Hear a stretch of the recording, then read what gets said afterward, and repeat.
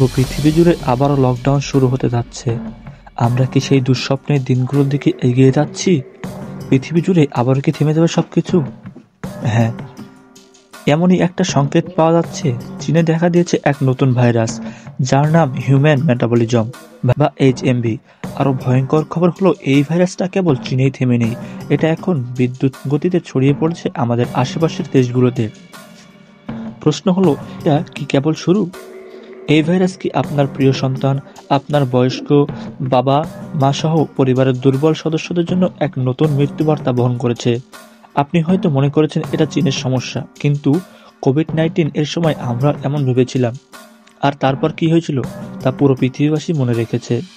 এই ভাইরাস ঠিক তেমন এক শুরুর ইঙ্গিত দিচ্ছে। এটা কিভাবে এত দ্রুত ছড়াচ্ছে?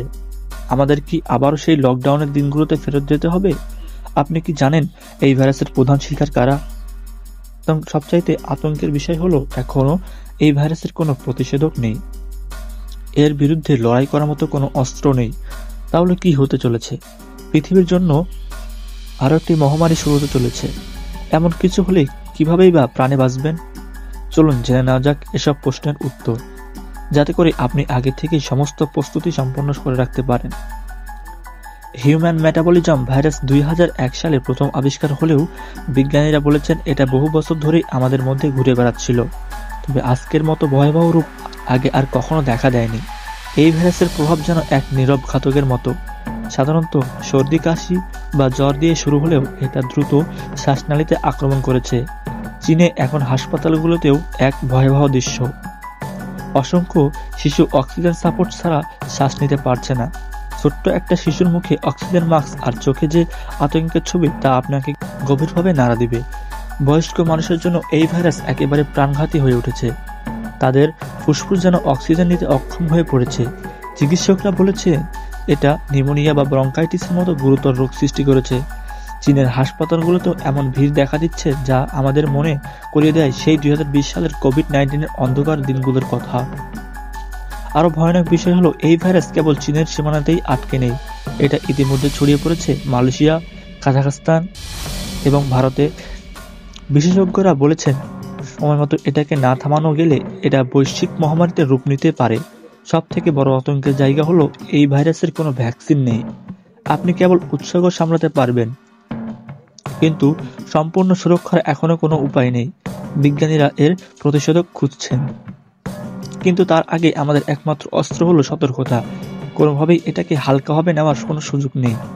মনে রাখবেন, প্রতিটি মহামারী কিন্তু এক নীরবে শুরু হয়, আর পরবর্তীতে কি হয় তা করোনা ভাইরাস কিন্তু আমাদের খুব ভালোভাবে করে দেখিয়ে দিয়েছেন।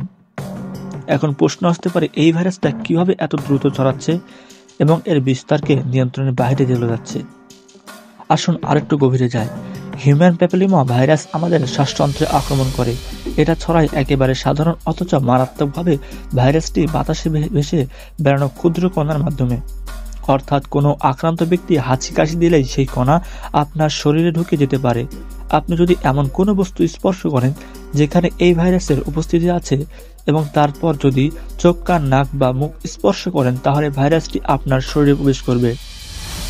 এখন ভাবুন, এমন একটা ভাইরাস যা মানুষের কাছাকাছি আসলে ছড়িয়ে পড়ে জনবহুল জায়গাগুলোতে, যেমন স্কুল, হাসপাতাল বা গণপরিবহনে। এই ভাইরাস ছড়ানোর জন্য একেবারে আদর্শ জায়গা, এবং এটা সবচাইতেই বেশি আঘাত হানছে আমাদের সবচাইতে প্রিয় মানুষ, অর্থাৎ ছোট্ট শিশু এবং বয়স্কদের।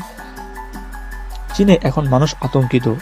ভাইরাস এই দ্রুত বিস্তারকে নিয়ন্ত্রণে আনতে তারা হিমশিম খেয়ে যাচ্ছে। প্রতিবেশী দেশগুলোতেও আক্রান্তের সংখ্যা লাফিয়ে লাফিয়ে বাড়ছে।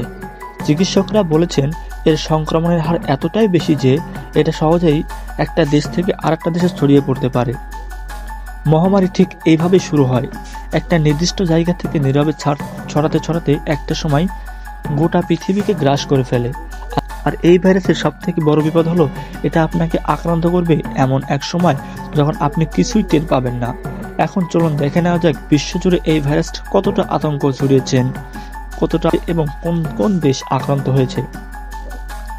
হিউম্যান প্যাপিলোমা ভাইরাস বা HPV শুধুমাত্র চীনের সীমান্তের মধ্যেই আটকে নেই, এটা এখন ছড়িয়ে পড়েছে অন্যান্য দেশেও। প্রথমে চীনের কথা বলি, যেখানে পরিস্থিতিটা এতটা ভয়াবহ যে হাসপাতালগুলোতে রোগীতে পরিপূর্ণ। চীনে প্রতিদিন হাজার হাজার মানুষ নতুন করে আক্রান্ত হচ্ছে। মৃত্যুর সংখ্যা এখনো সরকারিভাবে প্রকাশ না করা হলেও বিশেষজ্ঞরা বলেছে এটা প্রতিনিয়ত বাড়ছে। আর চীনের বাইরে মালয়েশিয়ান, কাজাখস্তান ও ভারতে ইতিমধ্যে আক্রান্তের সংখ্যা বেড়েই চলেছে। ভারতে বিশেষত শিশুদের মধ্যে এই ভাইরাস ধরা পড়েছে। মালয়েশিয়ায় ইতিমধ্যে একাধিক শিশু হাসপাতালে ভর্তি হয়েছে। কাজাখস্তানে আক্রান্তের সংখ্যা বেড়েই চলেছে। আর ইন্ডিয়া ধীরে ধীরে এটা ছড়িয়ে পড়েছে পৃথিবী আরও বিভিন্ন দেশে। নতুন করে আরো কোন দেশে আক্রান্ত হয়েছে তা হয়তো আমরা আর অল্প কিছুদিনের মধ্যে জানতে পারবো। বিশ্ব স্বাস্থ্য সংস্থা WHO ভাইরাসের বিস্তার নিয়ে উদ্বেগ প্রকাশ করেছেন। তারা পরিস্থিতি নজরে রাখছেন এবং আক্রান্ত দেশগুলোতে সতর্ক থাকার পরামর্শ দিচ্ছেন। WHO বলেছে, আমরা এখনো জানি না যে এই ভাইরাস কোথায় গিয়ে থামবে। বিশেষজ্ঞরা বলেছেন, এটা এমন এক ভাইরাস যা সহজেই মহামারীতে রূপ নিতে পারে। যদি এখনো আমরা বিস্তার রোধ না করি, বিশ্ব এখন দোলাচল রয়েছে। আবার কি সেই লকডাউনের দিন ফেরত আসবে? আবারও কি পৃথিবী স্তব্ধ হয়ে যাবে? আমরা কি তাহলে সেই ভয়াল দিনগুলোর দিকে এগিয়ে যাচ্ছি? সেই দিনগুলো যখন পুরো পৃথিবী থেমে গিয়েছিল, মানুষ ঘরবন্দি ছিল আর রাস্তাগুলো ছিল শুনশান। হয়তো এমন কিছুই আবার পৃথিবীবাসীর জন্য অপেক্ষা করছে। কারণ বিশেষজ্ঞরা বলেছেন, এই ভাইরাসের সংক্রমণের ধরন এমন যা খুব সহজেই মহামারীতে রূপ নিতে পারে। চীনের সীমানা ছড়িয়ে এটা এখন অন্যান্য দেশগুলোতে লাফিয়ে ছড়াচ্ছে। সংক্রমণের হার এভাবেই বাড়তে থাকলে দেশগুলোতে হয়তো বাধ্য হয়ে সীমাবদ্ধতা বা লকডাউনের পথে যেতে হবে। এখন প্রশ্ন হলো, এই ভাইরাস কি কোভিড-19 এর মতোই ভয়ঙ্কর হবে? যদিও কোভিড-19 এর সময় আমাদের পৃথিবীবাসী কিছুটা প্রস্তুত ছিল এবং অর্থ, দ্রুত গবেষণা ও আন্তর্জাতিক সহযোগিতা, কিন্তু এই ভাইরাসের কোনো অর্থ নেই কোনো নির্দিষ্ট ওষুধ।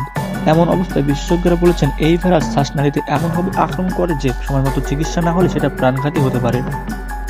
শিশু এবং বয়স্কদের মধ্যে যে প্রভাব দেখা দিচ্ছে তা কোভিড-19 এর থেকেও মারাত্মক হতে পারে। আর ভয়ঙ্কর বিষয় হলো, এই ভাইরাসটা কেবল শারীরিকভাবেই নয়, মানসিকভাবেও ভেঙে দেয়। মানুষ আজও আতঙ্কিত। যদিও এই ভাইরাস এখনো তার পরিপূর্ণ শক্তি দেখায়নি, তবে আমরা যদি এখনই সতর্ক না হই, এর ফলাফল হতে পারে করোনা মহামারীর থেকেও ভয়াবহ। আমাদের ভবিষ্যৎ এখন নির্ভর করছে আমাদের সচেতনতার উপর। আসুন এই ভাইরাসের বিরুদ্ধে একসঙ্গে লড়াই করি। এখন পর্যন্ত যা বলেছি তা হয়তো আপনাদের মনে কিছুটা আতঙ্কের সৃষ্টি করতে পারে, তবে আতঙ্কিত হওয়ার প্রয়োজন নেই। আতঙ্ক না, বরং সচেতনতাই এবং সতর্কতাই এই ভাইরাসের বিরুদ্ধে এখন আমাদের প্রধান হাতিয়ার। তাই আতঙ্কিত না হয়ে নিজে সচেতন হন এবং আপনার আশেপাশের মানুষদের সচেতন করুন। সবথেকে গুরুত্বপূর্ণ বিষয় হলো, সঠিক তথ্যের উপর নির্ভর করুন। কোনো গুজবে কান দিবেন না।